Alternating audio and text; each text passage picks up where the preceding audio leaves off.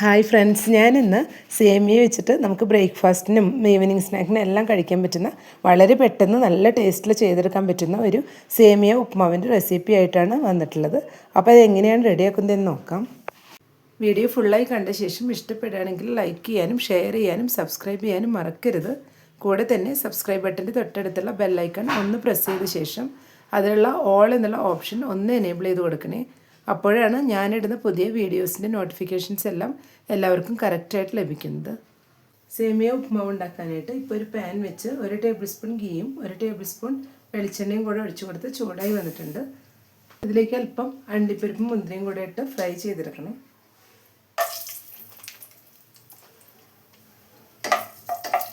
കുറച്ച് മുന്തിരി കൂടെ ഇട്ട് കൊടുക്കാം. ഇതും കൂടെ ഫ്രൈ ആയി വരുമ്പോൾ നമുക്കിതൊന്ന് ഓയിലിൽ നിന്ന് മാറ്റി വയ്ക്കാം. ഈ ഓയിലിലോട്ട് 1 ടേബിൾ സ്പൂൺ കടുക് ഇട്ട് കൊടുക്കാം. കടുക് പൊട്ടി വരുന്നുണ്ട്. ഈ സമയം 1/2 ടീസ്പൂൺ ഉഴുന്ന് കൂടെ ഇട്ട് കൊടുക്കാം. ഒരു ഉണക്കമുളക് പൊട്ടിച്ച് വെച്ചിട്ടും കൂടി ചേർത്ത് കൊടുക്കണം. ഇനി ഇതിലേക്ക് ഒരു ചെറിയ പീസ് ഇഞ്ചി കട്ട് ചെയ്ത് വെച്ചതും 2 പച്ചമുളക് ചെറുതാക്കി കട്ട് ചെയ്ത് വെച്ചതും വേപ്പിലയും കൂടെ ചേർത്ത് കൊടുക്കാം.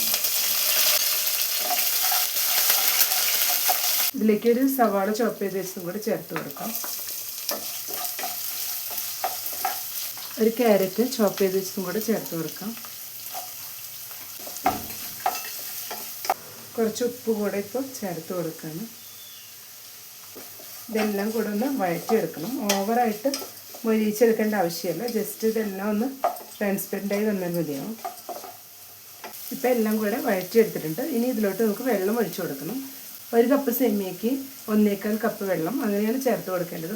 2 കപ്പ് സേമിയയാണ് എടുത്തിട്ടുള്ളത്.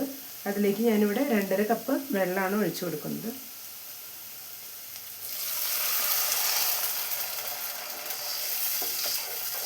ഇനി ഇതൊന്ന് ബോയിലായി വരുന്നവരെ വെയിറ്റ് ചെയ്യാം.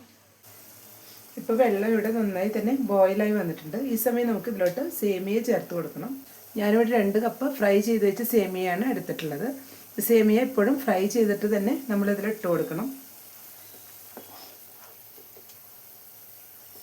ഇതിലോട്ട് ചേർത്ത് കൊടുക്കണം.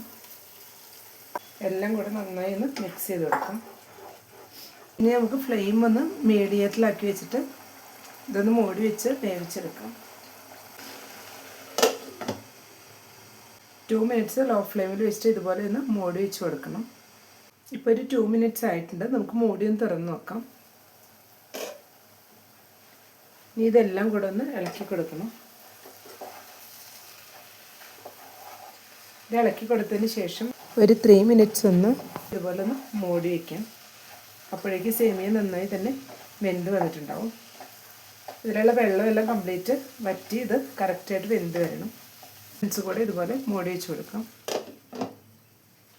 ഫ്ലെയിം ഈ സമയം സിമ്മിൽ വെച്ച് കൊടുത്താൽ മതിയാവും. ഇപ്പോൾ ഒരു 3 മിനിറ്റ്സ് ആയിട്ടുണ്ട്. ഇനി നമുക്ക് മൂടി ഒന്ന് തുറന്ന് നോക്കാം. സേമിയയിൽ വെള്ളമെല്ലാം വറ്റി നന്നായി തന്നെ വെന്ത് വന്നിട്ടുണ്ട്. സേമിയ ഫ്രൈ ചെയ്തതിന് ശേഷം ഉപ്മാവ് ഉണ്ടാക്കുമ്പോഴാണ് ഇതുപോലെ പെർഫെക്റ്റ് ആയിട്ട് നമുക്ക് ലഭിക്കുന്നത്.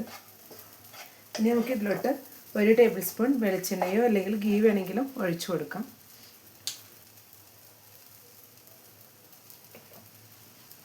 നമ്മൾ ഫ്രൈ ചെയ്ത് വെച്ച അണ്ടിപ്പരിപ്പും മുന്തിരിയും കൂടി ഇതിൽ ഇപ്പോൾ ചേർത്തിട്ട് മിക്സ് ചെയ്തെടുക്കാം. നമുക്കിപ്പോൾ ഓഫ് ചെയ്ത് കൊടുക്കാം. ഇനി ഇതെല്ലാം കൂടെ ഒന്ന് മിക്സ് ചെയ്തെടുക്കാം. ഇപ്പോൾ സേമിയ ഉപ്മാവ് ഇവിടെ റെഡിയായി വന്നിട്ടുണ്ട്. ഇനി നമുക്കിതൊരു ബൗളിലോട്ട് മാറ്റാം. സേമിയ ഉപ്മാവ് ഇപ്പോൾ റെഡിയായിട്ടൊരു ബൗളിലോട്ട് മാറ്റിയിട്ടുണ്ട്. നമുക്ക് ഈവനിങ് സ്നാക്സ് ആയിട്ടും ബ്രേക്ക്ഫാസ്റ്റ് ആയിട്ടും എല്ലാം നമുക്ക് പെട്ടെന്ന് തന്നെ ഉണ്ടാക്കിയെടുക്കാൻ പറ്റുന്ന നല്ല ടേസ്റ്റി ആയിട്ടുള്ള ഒരു ഡിഷാണ്. അപ്പോൾ എല്ലാവരും ഇതുപോലെ ഒന്ന് ട്രൈ ചെയ്ത് നോക്കുക. ഇഷ്ടപ്പെട്ടെങ്കിൽ ലൈക്ക് ചെയ്യാനും ഷെയർ ചെയ്യാനും സബ്സ്ക്രൈബ് ചെയ്യാനും മറക്കരുത്. താങ്ക്